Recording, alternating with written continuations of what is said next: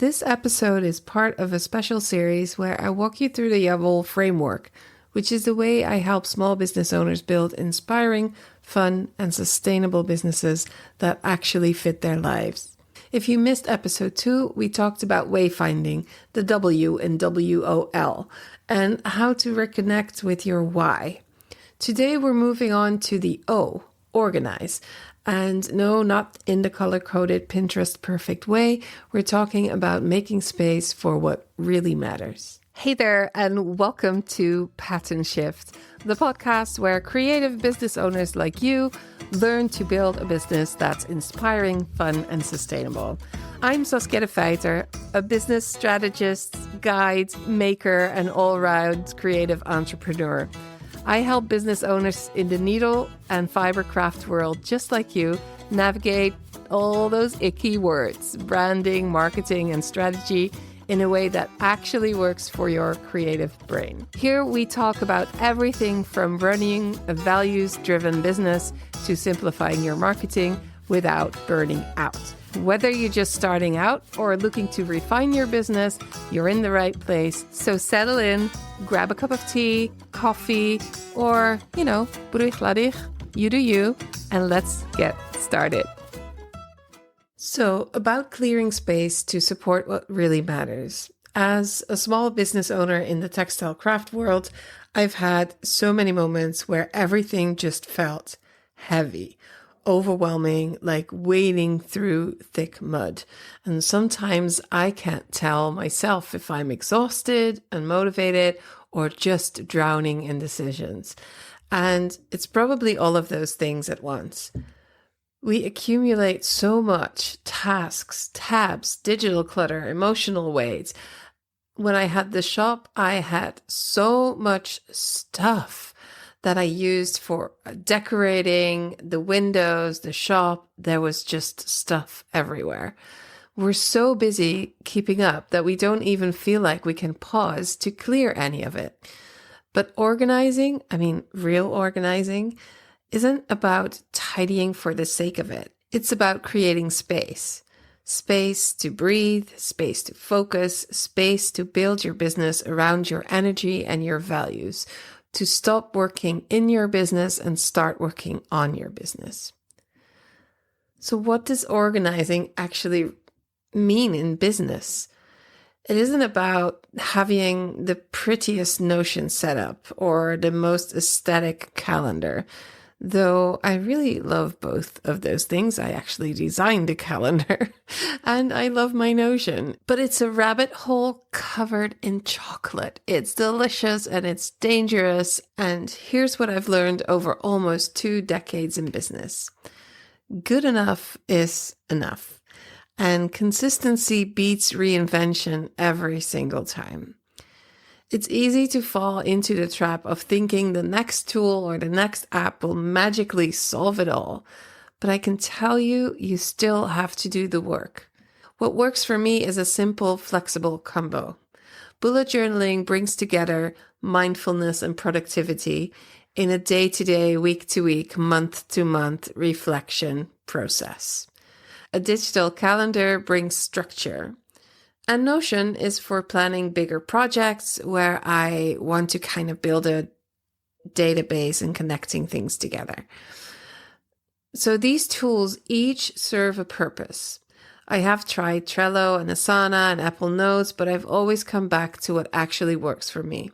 So when we talk about organizing, what I'm really saying is build systems that support you, your brain, and your real actual life. Find what's good enough and stop trying to perfect it. And most of all, make space for what matters. Why simplicity is kindness, and perhaps especially for neurodivergent brains. The thing about simplicity is that it can feel like a relief and a restriction at the same time. As someone with ADHD, I crave simplicity, but I also secretly fear it. What if I get bored? What if this feels limiting? And I've come to understand this, that clutter means friction, And friction isn't helpful for my kind of brain, and I dare to say for no one. Mess, whether it's physical, mental, or digital, really just slows me down. A messy desk, hard to think. A full drive, it can make my brain feel overloaded. Notifications, random to-do lists, yarn piles, friction everywhere. And when I started really actually decluttering, not just my space, but also my systems and my calendar, a huge shift happened. I moved from working in my business to actually working on it. I stopped doing busy work and started returning to what brings me joy, creativity, and alignment. Because we sometimes forget why we even started this in the first place. Keeping things clear and uncluttered gives you the space to work on the things that you actually love doing. But there's an emotional side to decluttering. It's not easy. And there's feelings of guilt, fear, FOMO, the shoulds, all those things come up. Especially when it comes to things like social media or how we're supposed to show up online. You don't have to do it like everyone else. In fact, I believe you really shouldn't. The more you build your business around what feels energizing and motivating, the better your business will feel. Not just to you, but to the people who you are trying to reach as well. So take the time to listen to your body, your energy, your actual needs. Not what's trending. Not what your competitor is doing. What do you need? And this takes a little bit of slowing down and being brave. And the decluttering is a huge part in getting more clear about you, who you are in your business and what you need. It kind of all works together. So if you make small shifts, they can create big spaces. If this is resonating with you, I wanted to give you permission not just to start throwing everything away and like clearing your desk in one big swipe. I know how that can work. Sometimes you get inspired by listening to a podcast or something and you're like, oh, I'm going to do it completely different from now on. But that can usually leave you really tired in a room full of mess everywhere. This happens to me and it might not be the best way forward. So just let me say this, small shifts are really powerful. Recently, I've made a few small shifts that created so much more calm and clarity and space in my business. I've been restructuring how I sent newsletters. I've been simplifying my offers. I'm redesigning my week to fit how I actually function. Now, organizing as a creative act. Let me talk about that. Planning and structuring your business might feel like admin, like boring. But no, it's creative work. It's an act of care. And having systems and boundaries gives you freedom. They create breathing room, space to think, to play, to rest, to do what makes you tick. I don't work weekends and I try not to work evenings. That space is sacred. I need it, not just to rest, but also to integrate what I've been doing, to simmer a little bit, to get some other input that is not just about work. Because when you're always on, always going, it's so easy to burn out. And I used to say burnout will never happen to me. I'm enjoying myself way too much. And I think I even said burnout doesn't exist. Yeah. And then it happened to me, and it happened multiple times. When I reflect back, I know now that what we called different things in the past has been burnout for me. And it's been connected to many things. It's been connected to a neurodivergent brain, but also to keep just going, and never allowing myself to stop, to be that perfectionist that's never happy with what they've done. I am so glad to say I'm not that person anymore. Of course, I still have to pay attention to signs of when I'm doing too much, but now I see it as a creative opportunity. When I feel like something is off, I don't feel good, I feel like I'm rushed all the time, I see it as an opportunity to do something creative that will help me and my clients to live a better life. So yeah, try to make those things work for you. When you declutter your space, your business, your life, your mind, your everything, you get to create a spacious business. Your business can be soft and slow and structured and not rushed and spiky and chaotic. And you don't have to choose between frolicking in the fields of flowers and getting stuff done.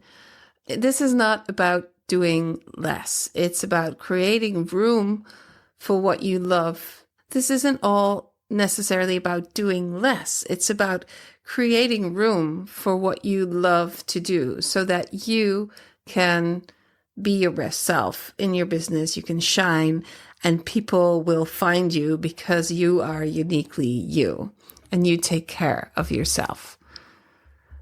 I always like to give you something to try out. So here's a journaling prompt for your journal. Whether you have a bullet journal or just a piece of paper or whatever, you need pen and paper.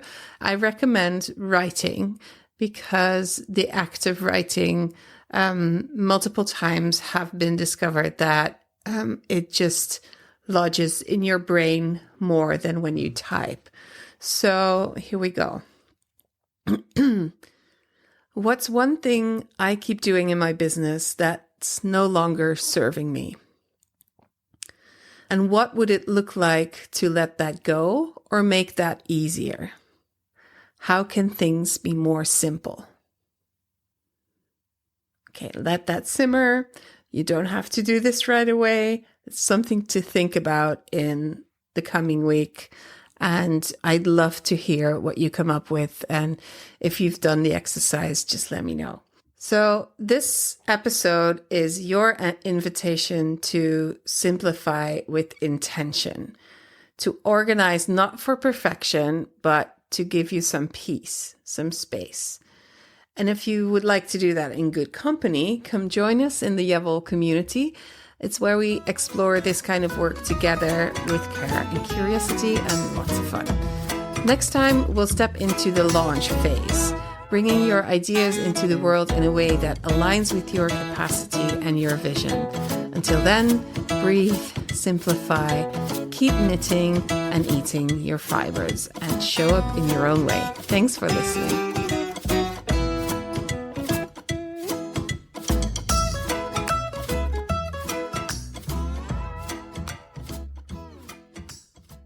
Welcome to the ad section. Here at Pattern Shift, I do not work with sponsors. I'm not the kind of content creator that makes a living in this way. I use my podcast to reach as many people as possible that might need my help, small business owners in the fiber craft community. What I will do is talk about my services and products throughout my episodes and sometimes in little ads like these. You'll hear me talk about my community, about my bullet journal workshop, my one-on-one services, my coaching and mentoring. I even build websites. If you need more information on any of this, go to patternshift.fm or ja-vol.com and you'll find everything you need to get in touch with me.